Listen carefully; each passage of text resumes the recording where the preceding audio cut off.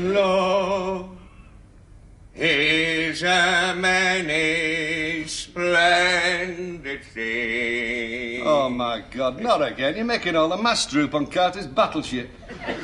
Les, what runs through your veins? Is it warm, red, throbbing blood? Is it the pulsating purple juices of passion? No, it's more like diluted sago pudding. Give over. I don't know how you can be so insensitive to atmosphere. Love is everywhere around us, Les. Love runs riot and rampant. Love sparkles pure and clear at dewdrop on end of Staveley's nose. Shut up. Love gleams strong and noble in the silver band around your pipe. It's not love what causes that. It's elbow grease and good honest spit. Dear, oh dear, Les, where's all the romance gone in your life? Whatever happened to love's young dream? I never had any dreams about love. No? No, I used to drink strong cocoa so I'd sleep through it all. Tell me something, Les. What was your feelings when you first set eyes on Annie? Well, don't you remember? Vividly. Well? Well, I looked at her, and I thought to myself, bloody hell, I forgot to put the dustbins out. Pardon? Well, let me explain.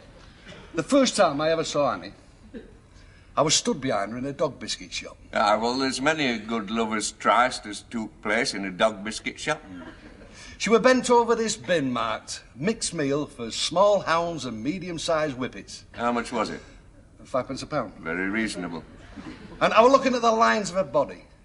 And I was looking at the way she moved, scooping up a rubber bone and giving it a suck to see if it was perished. How much was it? 2 and 6. You was robbed. And suddenly, she turned to me. Our eyes met. She smiled and she slowly puckered her lips.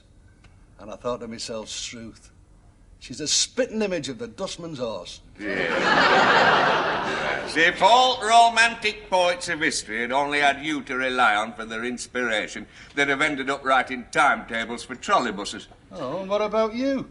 Romance has only reared its ugly egg since you met this woman. She's not a woman. She's landlady of a public house. There's a world of difference. Nonsense. She's got hairy legs and long, sharp fingernails, hasn't she? Naturally. Well, then she's a woman. That's how you can tell the difference from men. Oh. I didn't know you were such an expert in these matters. A woman. Of all the things to get romantic about. If you want to be romantic, why don't you be romantic about something that really matters? Such as? Well, cow heel and chips. Chitterlings and onion gravy. Cowardice sandwiches and tea with condensed milk in it. You know, Les, if music were the fuel of love, you're tone deaf and suffering from chronic night starvation. I don't know what's got into you. All this talk about love and romance, it doesn't suit. Oh, yes, it does. Even as a youth, I were always a romantic at heart. Bah. Every spring when the apple blossom come into bloom and the birds sang pure and simple, I'd throw open windows, I'd gut at mirror and count the fresh crop of pimples on my chin. I'd fumigate my winter muffler and I'd buy a new non-stick singlet special for summer. It were only when I married my first wife, Edna, that all the love and romance were knocked out of me. Why? Well, she had these very strange nocturnal habits at night. In bed. You know what I mean? No. Well, you know, when a man and woman goes to bed together, Yeah.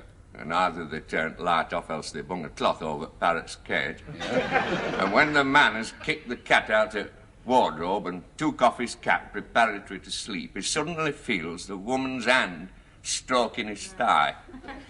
And she puts her mouth to his ear and she says very softly, in a voice trembling with passion, Arnold.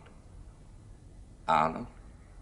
Well, it could be Albert, of course. I'm just using Arnold as a nom de guerre. What about Norbert? I like the name Norbert. All right, let's for you. Norbert it shall be. Norbert, she says. Norbert, it's Saturday night. You've had 4 pints of glucose stout and a bag of cottles of vinegar. Well, then, Are you ready for... Oh, that. Precisely. Well, when me and Edna got cracking, she always liked to do it in time to music. Silly. She didn't make you play your mouth organ, did she? No, she got this old wind-up gramophone of her uncle's at bedroom. Bloody enormous organ. At any road, she'd put on a record and she'd whir the handle round and round and round till the muscles stood out on her arms like hand grenades. And there'd be me cowering in bed with sheets scrunched up to me chin thinking, oh my God, not Victor Sylvester again. And what's wrong with Victor Sylvester? Good strict tempo stuff is that. Very good for reversing to. It got real bad when she went classical. Rossini at worst. Overture to William Tell.